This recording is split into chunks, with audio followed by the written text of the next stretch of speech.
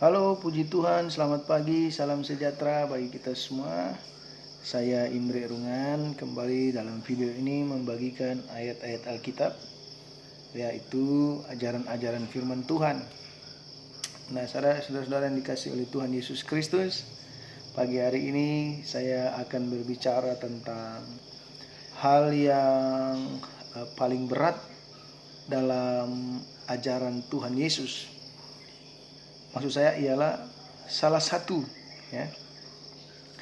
satu hal yang paling terberat dalam ajaran Tuhan Yesus. Apa itu, saudara-saudara?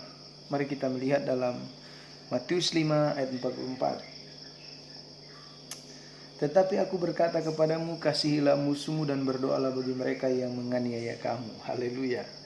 Nah, saudara-saudara yang dikasihi Tuhan Yesus, Alkitab bilang, kasihilah musuhmu dan berdoalah bagi mereka yang menganiaya kamu. Maka inilah yang saya sebut hal yang paling terberat. Salah satu hal yang paling terberat dalam ajaran Tuhan Yesus Kristus, yaitu kasihilah musuhmu dan berdoalah bagi mereka yang menganiaya kamu. Di dalam Injil Lukas berkata apa? Tuhan Yesus menambahkan satu lagi di dalam Injil Lukas, yaitu apa? Berbuat baik kepada orang yang membencimu. Haleluya. Jadi saudara-saudara, ada 3. Kasihilah musuhmu.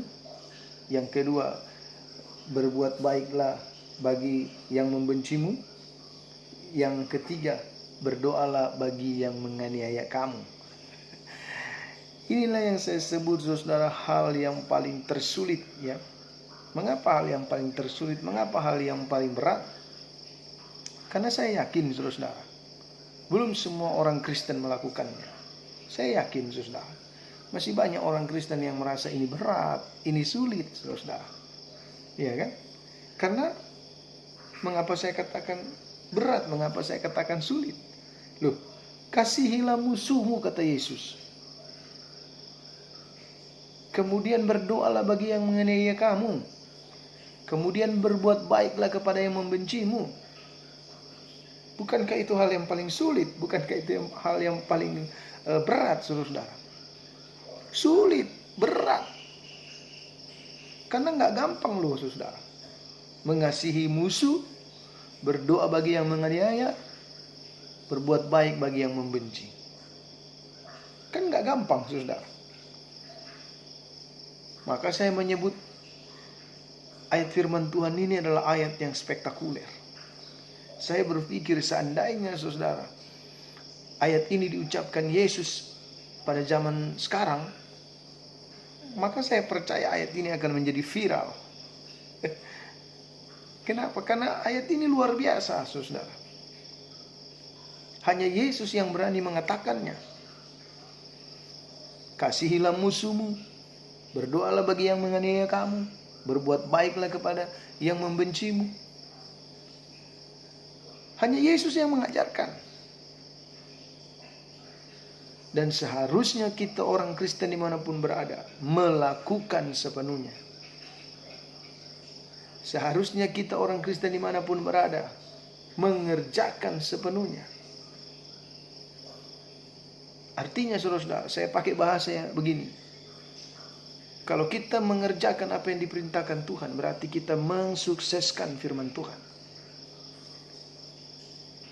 Kalau kita mengerjakan apa yang disuruh Tuhan, berarti, saudara-saudara, kita mensukseskan perintah Tuhan itu. Nggak gampang loh, saudara-saudara. Maka ayat ini, saudara-saudara, ayat yang sangat bertolak belakang dengan dunia ini. Ayat yang pro kontra bagi dunia ini, saudara-saudara. Kenapa? Karena dunia pasti mengatakan, bencilah musuhmu. Dunia pasti mengatakan, buat apa kita berdoa bagi orang yang menganiaya kita? Orang kita dianiaya, kok masa kita disuruh doakan kepada yang menganiaya? Orang kita yang dibenci, kok masa kita harus berbuat baik kepada orang yang membenci kita?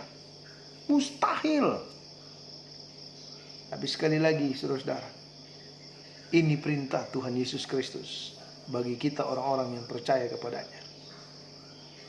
Maka saudara-saudara dimanapun engkau berada, saya hanya mengingatkan, saya hanya mau garis bawahi.